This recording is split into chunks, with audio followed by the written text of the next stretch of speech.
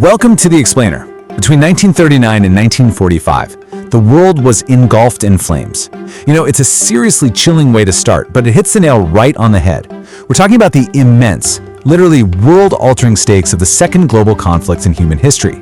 This is the period that absolutely defined the modern era. And before we map out all the specifics, we really just need to pause on this one staggering number: 70 million.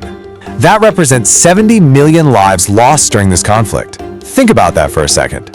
Entire cities turned to absolute dust. It's a scale of devastation that's honestly almost impossible for us to fully wrap our heads around today. But it's the grim reality of the history we're unpacking right now. Because when we explore the legacy of World War II, one thing becomes crystal clear. This wasn't just some traditional war of nations fighting over borders on a map. No, this was a fundamental clash of ideologies. It was a brutal struggle for survival and a quest for power that quite literally changed the trajectory of the world forever. To make sense of it all, we're going to follow a clear chronological roadmap. We'll start with the spark of conflict, move into a world divided, check out the crucial turning points, confront the unimaginable horrors, look at the final offensives, and finally wrap up with a new world order. All right, part one, the spark of conflict. So, stepping back just a bit, after the sheer devastation of World War I, Germany was completely humiliated and economically shattered. Their economy was in ruins. And out of that profound national despair, Adolf Hitler rises to power. He basically used these sweeping promises of national revival to completely transform a broken, struggling Germany into this terrifyingly efficient military machine. Which brings us right to the tipping point, 1939. That newly built military machine, it was unleashed.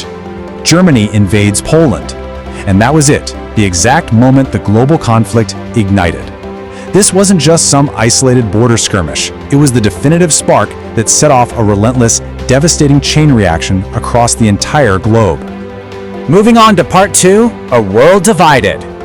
Almost overnight, the globe violently fractured, drawing these incredibly clear battle lines. On one side, you have the Allies, principally the United States, the United Kingdom, and the Soviet Union. Pitted right against them were the Axis powers: Germany, Italy, and Japan.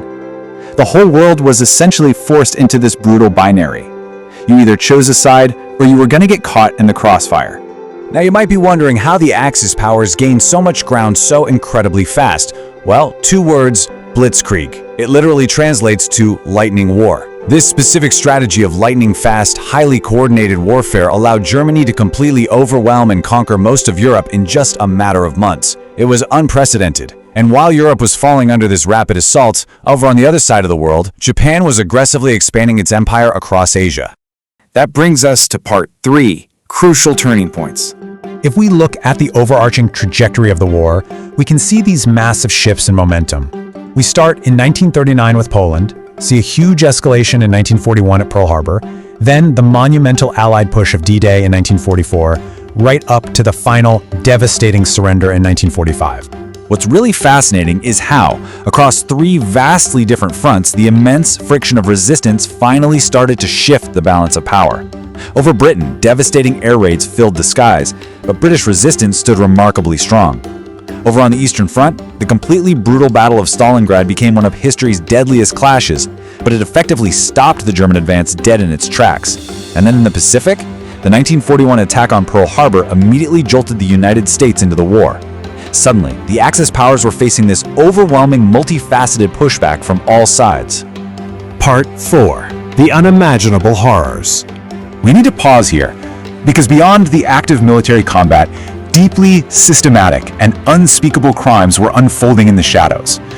This was the Holocaust, the state-sponsored, systematic murder of 6 million Jews. It's a historical fact of immense, devastating weight that forever stains this entire period of human history. The widespread use of concentration camps and gas chambers marks a profoundly dark chapter that honestly still haunts humanity today. We really have to sit with this unimaginable human cost for a moment. Because this horror isn't just some grim footnote in a history book. It is absolutely central to understanding the true, ruthless nature of this war and the extreme ideologies that were driving the Axis powers. Part 5. The final offensives.